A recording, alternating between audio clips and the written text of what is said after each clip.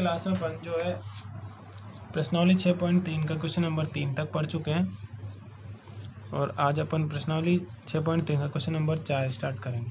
और मैंने कल बोला भी था कि अभाज्य गुणनखंड विधि इंपॉर्टेंट है वर्गमूल ज्ञात करने के लिए, इसको अच्छे से पढ़ना भी है अपन को, ठीक है।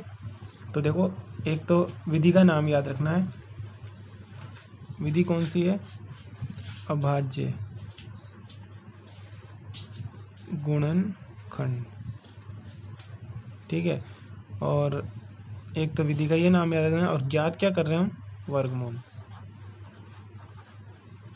देखो, अभाज्य गुणनखंड करना सबको आना चाहिए, ये बहुत आगे भी काम आएगा आपको। 10th क्लास की प्रश्नावली में भी मैं अभाज्य गुणनखंड का नाम बता सकता हूँ। प्रश्नावली 1 या 2 के अंदर ही अभाज्य गुणनखंड पूछ रखा है, मतलब बहुत इंपॉर्टेंट है। अभाज्य गुणनखंड सबको आने चाहिए। अभाज्य संख्याओं से जो भाग देते हैं अपन इस तरीके से, अभी मैं दोबारा बताऊंगा। देखो, पहला क्वेश्चन करते हैं, पहले कैसे याद करेंगे।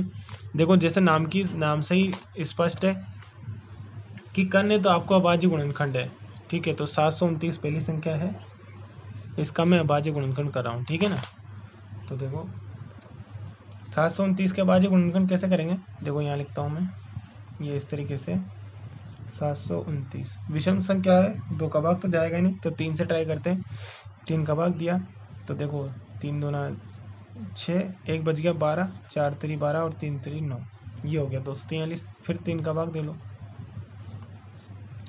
8 3 24, 24 में चला गया और 1 दिया 3, फिर 3 का भाग दे लो तो ये 27 बार चला जाएगा, है ना। या ऐसे याद रखेंगे, 3 दूना 6 और बचा कितना 2 और 1 21 हो गया, 7 21। अब 3 का भाग, अब तो जानते हैं 9 3 27 होता है। फिर 3 का भाग दिया तो 3 और 3 में 3 का भाग 1 बार आ जाएगा, ठीक है। ये तो हुआ है 729 के अभाज्य गुणनखंड। अभी हमें सिर्फ अभाज्य गुणनखंड ज्ञात किए, हमें ज्ञात क्या करना था? वर्गमूल। वर्गमूल ज्ञात करना हम, तो वर्गमूल कैसे ज्ञात करेंगे? इसलिए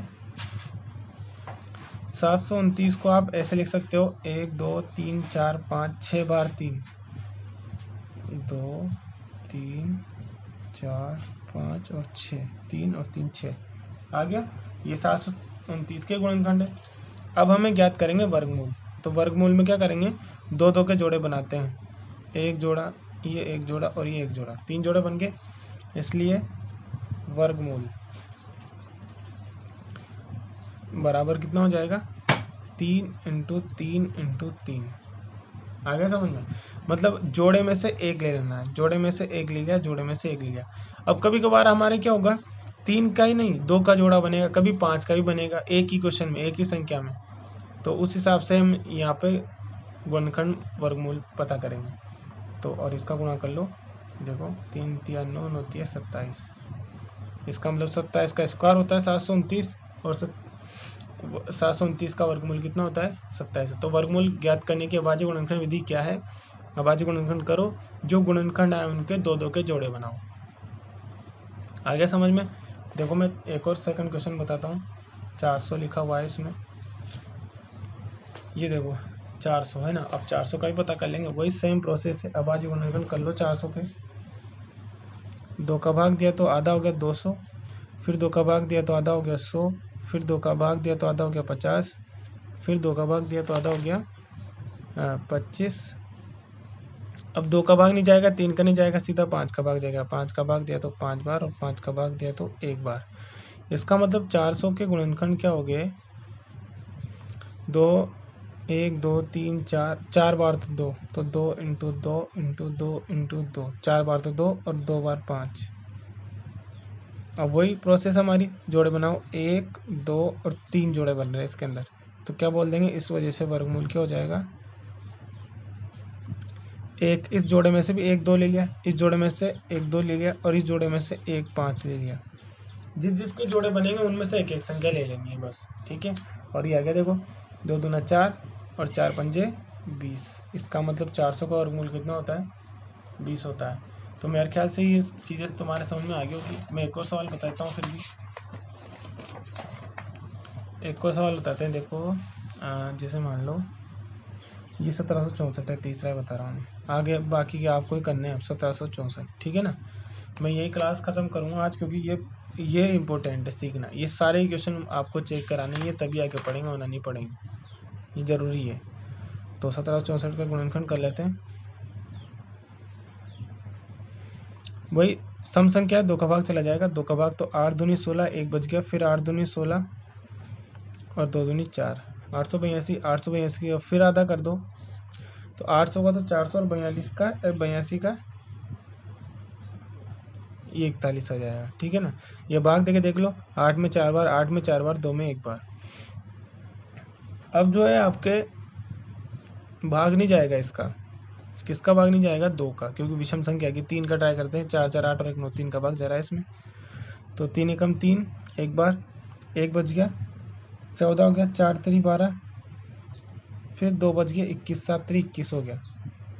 ठीक है। अब और ट्राई करो, 7 5 और 12, इसमें फिर 3 का भाग जा रहा है, 3 का भाग 2, 4 3 12, 2 बच गया, 9 3 27। अब देखो 49 हम जानते हैं, 49 किसके बारे में आते हैं? 7 के में, और किसी का भाग नहीं जाता है इसमें। तो 49 में 7 का भाग 7 बार और 7 में 7 का भाग 1 बार। तो गुणनखंड क्या हो गया हमारे? 1764, 2 इंटू 2, 3 इंटू 3 और 7 इंटू 7 आ गया। इस वजह से वर्गमूल बता देंगे हम। एक एक जोड़े बना दो, ये एक जोड़ा, ये एक जोड़ा, ये एक जोड़ा, तो क्या हो जाएगा? एक तो 2, एक 3 और एक 7, 2 3 6 और 6 7 42, ये आंसर है। क्या देखो। ठीक है। तो इस तरीके से अभाज्य गुणनखंड करने हैं और 2 2 के जोड़े बनाने हैं, उनमें से एक एक ले लेना है और उनको गुणा करो, आपस से वर्गमूल आ जाता है। आगे समझ में तो 1700 कहीं आपको ऐसे लिखा दिख जाए कि अंडर रूट 1764 कितना होता है, तो वो होता है 42। आगे समझ में, यही तो वर्गमूल है। तो 1764 का वर्गमूल कितना होता है? 42। ऐसे ही जो हमने क्वेश्चन इधर किए है ना, वर्गमूल का चिन्ह भी याद रखना, ये इधर ऐसे आपके अगर ऐसे लिखा हुआ हो, इस वजह से वर्गमूल 400 कितना होता है? 20। 400 का, या तो हिंदी में लिखा हुआ 400 का वर्गमूल कितना, तब भी 20, और डायरेक्ट वर्गमूल 400 कितना होता है, तभी अंडर रूट भी बोलते हैं इसको। अंडर रूट 400 कितना होता है? 20 के बराबर। ऐसे यहाँ भी बोल सकते हो आप, अंडर रूट 729 किसके बराबर आएगा? 27 के। ये आगे समझ में, ये चीज़ ध्यान रखनी है। अब बाकी के क्वेश्चन आपको ही करना है, मैं आपको ऊपर छोड़ रहा हूँ। सारे क्वेश्चन मुझे चेक कराओगे, जब भी आगे पढ़ेंगे ना, नहीं पढ़ेंगे। बहुत इंपॉर्टेंट है क्योंकि, ठीक है।